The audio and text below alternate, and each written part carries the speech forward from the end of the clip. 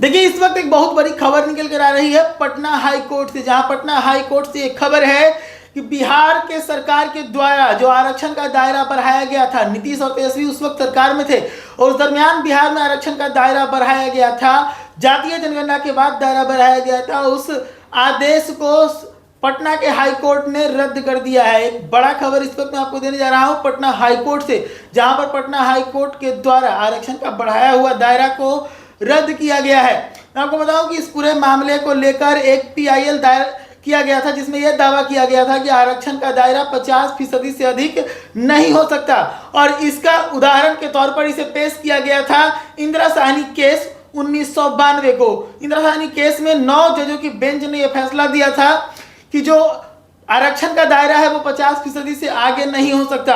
इसी के आधार पर पटना हाई कोर्ट ने आज अपना फैसला सुनाया और अपना फैसला सुनाते हुए बताया कि जो आरक्षण है वो 50% से नीचे ही रहेगी। तो जिस प्रकार से बिहार में पहले से 49.5% का आरक्षण था, वही फिर से लागू होगा। मैं आप लोगों को बताऊं कि कुछ समय पहले ही बिहार के अंदर जातीय जनगणना कराया गया था। जातीय जनगणना में कई जातियों के आंकड़े जो हैं वो सामने रखे गए थे और उसी के आधार पर जो आरक्षण है उसका दायरा बढ़ा दिया गया था।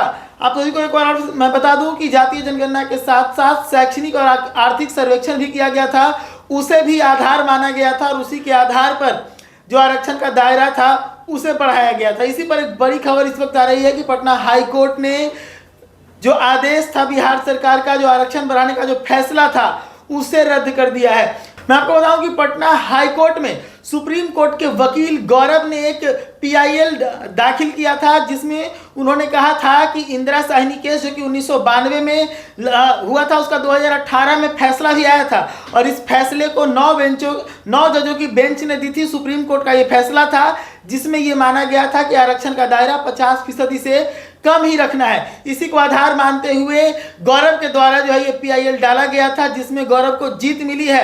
अब इस पर देखने वाली बात है कि बिहार में इसको लेकर राजनीतिक माहौल किस प्रकार से बनता है, क्योंकि जब से जातीय जनगणना बिहार के अंदर कराया गया था तब से एक आवाज उठा था, जिसकी जितनी हिस्सेदारी उसकी उतनी जिम्मेदारी, यानी कि जिसका जितना भाग्य है, जितना संख्या है, उसकी के हिसाब से उसे भाग्य में भी मिलेगा। और इसी को मानते हुए कहीं ना कहीं नीतीश और तेजस्वी की गठबंधन की जो सरकार थी उसने आरक्षण का दायरा जो था वो बढ़ाया था और उसे 65% तक कर दिया था, जिसे आज पटना के हाई कोर्ट के द्वारा रद्द किया है। तो इस वक्त एक बड़ी खबर मैं आपको दे रहा हूं कि नीतीश और तेजस्वी की सरकार का एक बड़ा फैसला था जिसमें आरक्षण के दायरा को बढ़ाया गया था। अब देखने वाली बात है कि क्या इस मामले को सुप्रीम कोर्ट में चैलेंज किया जाता है। यह भी देखने वाली बात होगी कि बिहार की सरकार का इस पर क्या रवैया रखता है। अगर इसे सुप्रीम कोर्ट में चैलेंज किया जाता है तो इसके बारे में भी गौरव ने बताया कि सुप्रीम कोर्ट पहले ही इस तरह के जो मामले हैं उसमें अपना फैसला सुना चुकी है। 2018 में इंदिरा साहनी केस में फैसला आया था, जिसमें 9 जजों की बेंच ने यह फैसला किया था कि 50% से अधिक जो है वो आरक्षण नहीं बढ़ाया जा सकता, क्योंकि वो असंवैधानिक है। तो वैसे में अगर सुप्रीम कोर्ट में अपील भी किया जाता है इस पूरे मामले को लेकर, तो इस पूरे मामले पर जो फैसला आएगा वो 9 जजों की बेंच से बड़ी बेंच अगर फैसला सुनाती है तब कहीं जाकर कोई बात बन सकता है। लेकिन इस बात की अब गुंजाइश बहुत कम है कि इस फैसले को चैलेंज कर सरकार को कुछ फायदा होने वाला है। लेकिन मैं आपको बताऊं कि जातीय समीकरण जो है बिहार के अंदर गड़बड़ा सकता है इससे, क्योंकि जिस प्रकार से जातीय जनगणना हुआ था उसी के आधार पर आरक्षण को बढ़ाया गया था। तो वैसे में अगर हिस्सेदारी और भागीदारी का जो संतुलन है वो बिगड़ता है तो बिहार के अंदर राजनीतिक गणित भी जो है पूरा उलट पुलट होता नजर आएगा।